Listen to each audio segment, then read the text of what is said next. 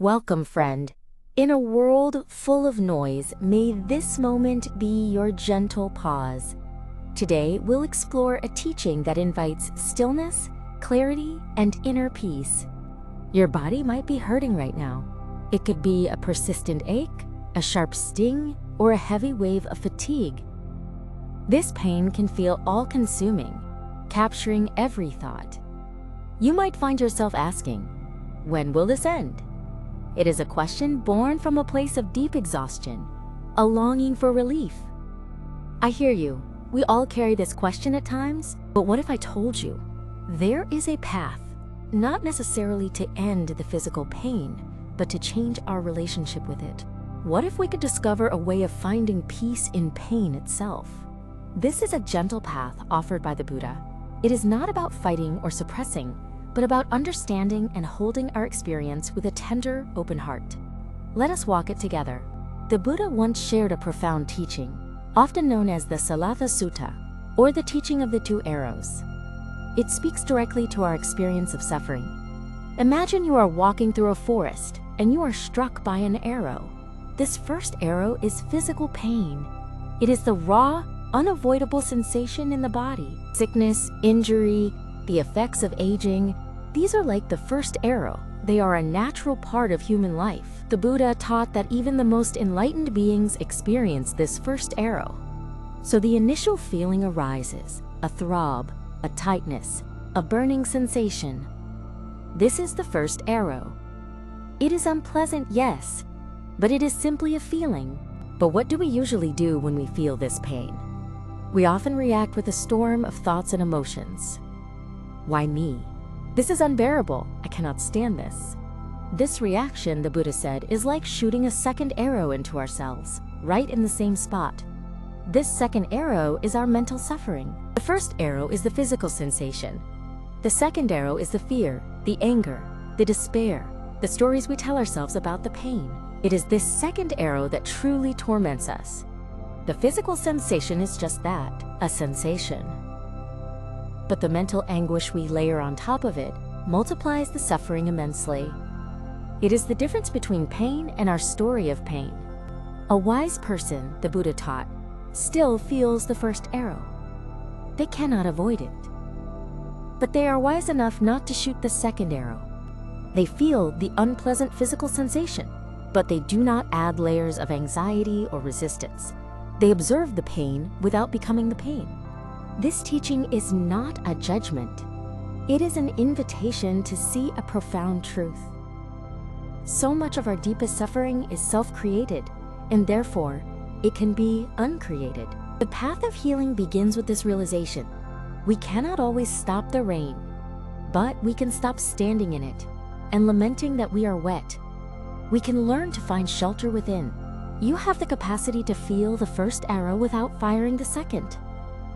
This is not a superpower. It is a skill, a practice of mindfulness and wisdom. So how do we do this? How do we learn not to fire that second arrow? The Buddha offered a direct practice for this, called Vedananupassana, the contemplation of feelings or sensations. It is about becoming a kind and curious friend to our own sensations, even the difficult ones.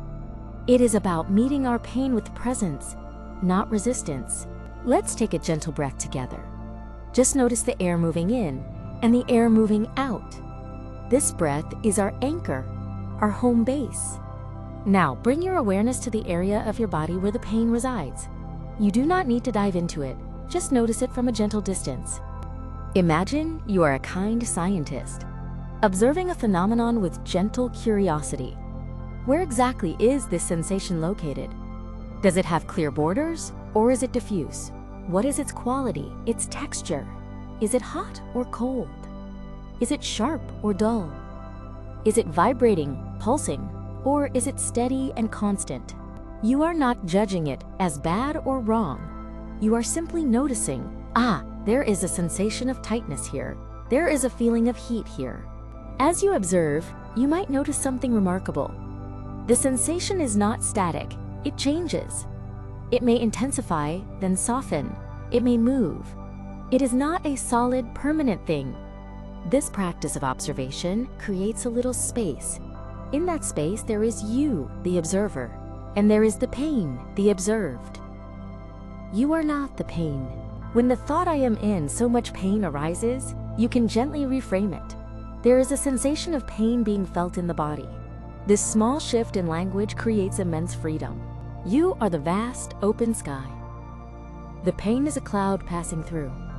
The sky is not harmed by the cloud. It simply allows the cloud to be there, knowing it will eventually pass.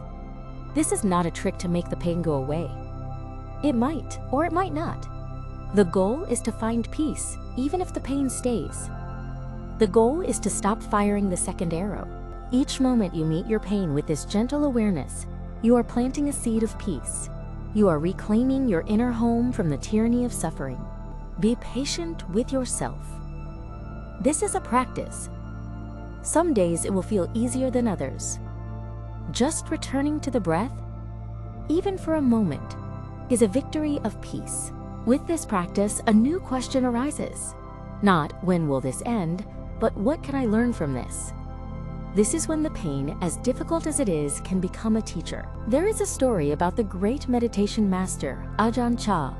In the later years of his life, he became very ill and was paralyzed, unable to speak or move for many years. His students would sit with him, and despite his complete physical incapacity, they felt a profound sense of peace and wisdom radiating from him. He had taught for years about impermanence and not identifying with the body. Now his own body was the ultimate teaching. It was decaying, yet his mind was free. Before he fell silent, he once pointed to a glass on the table and said, "This glass is already broken." He knew its nature was to break, so when it did, it was not a surprise. He taught his students to see their bodies in the same way. This body is already old, already sick, already dying. Its nature is impermanence. Seeing this is not morbid, it is liberating. When we accept the fragile, changing nature of the body, we stop demanding that it be perfect and permanent. We can love it and care for it without clinging to it as our true identity. Illness can be a harsh but powerful teacher. It strips away the non-essential. It shows us what truly matters: love, compassion, and the peace of a still mind. When you are in pain, your heart can open to the pain of others in a way it never could before. Your own suffering becomes a bridge of compassion to all beings who suffer. You are not just this body. You are the awareness that holds this body. You are the love that cares for this body. You are the wisdom that sees beyond this body. Your value, your essence, your light is not diminished by sickness.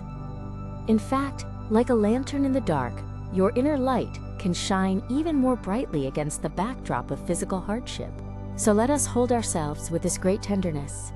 Let us honor the journey of this body, with all its pains and imperfections. It is the precious vehicle for our awakening. Let go of the struggle. Let go of the second arrow. Rest in the quiet space of awareness.